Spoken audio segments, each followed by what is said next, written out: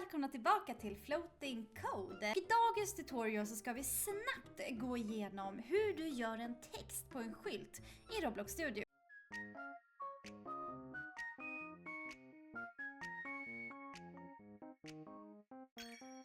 Så det första vi måste göra är att vi öppnar Roblox Studio och vi skapar en ny plats. Vi går som vanligt till Underparts i verktygsmenyn och väljer block. Justera storleken så att det ser ut som en skylt. Gör den lång och smal. Det här är din bas.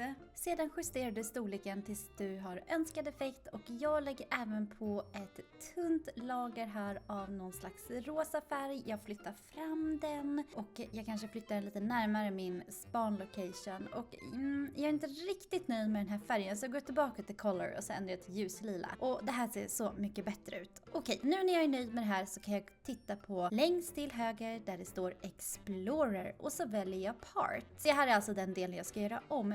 Man kan också döpa om den till någonting annat. Så jag tänker vi döper om den till kanske skylt. Sedan så vill vi ju inte att vårt objekt ska ramla ihop när vi startar spelet. Så glöm inte att trycka på Anchor, alltså att du sätter ett anker på att den inte ska falla isär. När vi har gjort det så kan vi alltså titta igen under Explorer. Vi markerar vårt objekt, går under skylten, trycker på plustecknet och trycker på, det finns ju massa olika alternativ här, men vi ska välja den här som heter Surface GUI. Så man trycker på sidan plustecknet där och trycker på textlabel och nu kommer det upp en liten textlabel här där vi kan ändra vår text. Vi har också lite olika alternativ här där vi kan ändra dels vilken font vi vill ha, vi kan ändra storlek och vi kan ändra position på den. Så jag ändrar lite här tills jag känner mig nöjd.